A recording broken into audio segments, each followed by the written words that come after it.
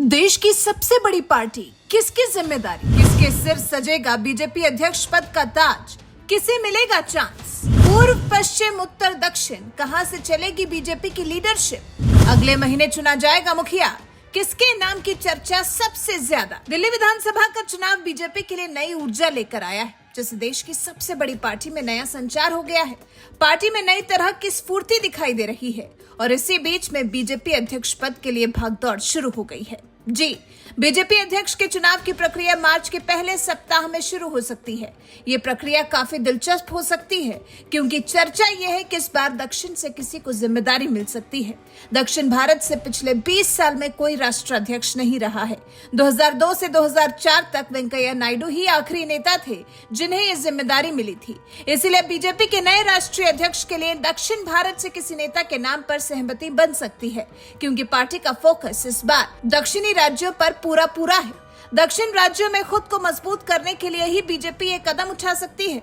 देश भर के कुछ दक्षिण के ही राज्य हैं जहां बीजेपी मजबूती चाहती तो है, लेकिन बीजेपी को मजबूती मिल नहीं पा रही। ऐसे में अगर अध्यक्ष वहां से होगा तो बीजेपी को दक्षिण में बल भी मिलेगा और इन राज्यों में पार्टी को मजबूत करने का अवसर ज्यादा होगा। अब दक्षिण भारत में से ये नाम किसका होगा? कौन होगा जो बीजेपी जैसी विशाल पार्टी को संभालने के लिए खुद को साबित कर सकेगा? दक्षिण भारत के नेताओं में से दो नाम हैं, के अन्नामलाई, दगुपति पुरंदेश्वरी। इन दोनों नामों में से किसी एक को पार्टी का राष्ट्रीय अध्यक्ष चुना जा सकता है।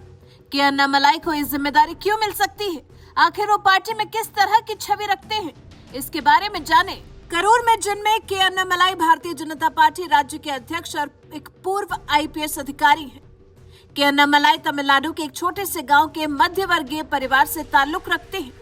के अन्नामलाई ने आईपीएस की नौकरी छोड़कर साल 2020 में बीजेपी ज्वाइन की और राजनीतिक पारी की शुरुआत की। 2021 में भारतीय जनता पार्टी ने के अन्नामलाई को तमिलनाडु राज्य का अध्यक्ष नियुक्त किया। इस पद पर कार्य करते हुए पार्टी के विस्तार और पार्टी की विचारधारा को लोगों तक पहुंचाने के लिए उन्होंने कड़ी मेहनत की। साल 2021 में तमिलनाडु में हुए विधानसभा चुनाव में अन्नामलाई भारतीय जनता पार्टी से ही चुनाव लड़े थे, लेकिन हार गए थे। हालांकि तभी से उनका जनसंपर्क लगातार जारी है और अब तमिलनाडु में उनकी लोकप्रियता चरम पर पहुंच चुकी है। पार्टी को मजबूत करने के लिए अलग अलग राजनीतिक और सामाजिक गतिविधियां शुरू की। विशेष रूप से तमिलनाडु में बीजेपी की उपस्थिति को उन्होंने बढ़ावा दिया, जिसका असर भी पार्टी के अंदर देखने को मिला।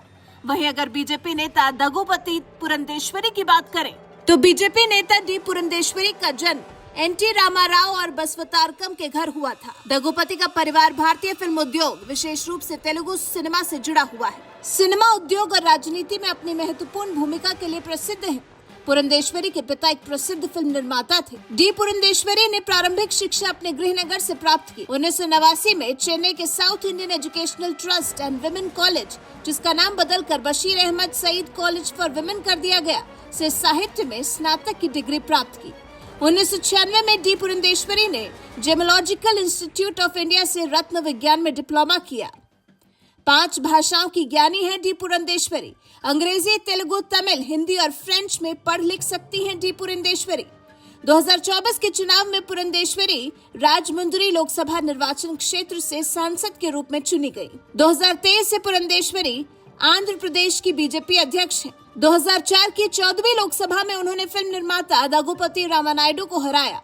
पहली बार बापटला निर्वाचन क्षेत्र से जीतकर संसद पहुंची। साल 2009 में केंद्र सरकार में पुरंदेश्वरी को राज्य मंत्री बनाया गया। वो 15वीं लोकसभा के लिए कांग्रेस के टिकट पर विशाखापट्टनम से चुनी गई।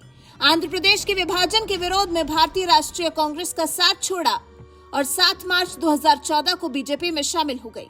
साल 2014 में पुरंदेश्वरी ने राजमपेट में बीजेपी के टिकट से चुनाव लड़ा, लेकिन हार गई। उन्हें बीजेपी महिला मोर्चा प्रभारी नियुक्त कर दिया गया। साल 2019 में भी बीजेपी के टिकट पर उन्हें हार का सामना करना पड़ा। पार्टी ने उन्हें ओडिशा के राज्य प्रभारी की भी जिम्मेदारी सौंपी। वो छत्तीसगढ़ की प्रभारी भी रह चुकी हैं। उन्हें काफी तेज तर्रार नेता के तौर पर देखा जाता है। उन्हें साउथ की सुषमा स्वराज भी कहा जाता है। साल 2023 से पुरंदेश्वरी आंध्र प्रदेश की बीजेपी अध्यक्ष हैं।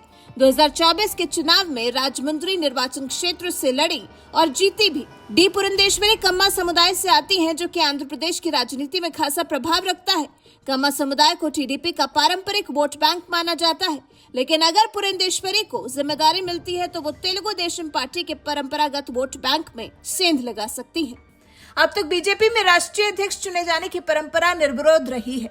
मतलब ये कि एक व्यक्ति ही नामांकन करता है और बिना वोटिंग के ही वो अध्यक्ष चुना जाता है। इस बार भी इसी परंपरा के जारी रहने की संभावना है।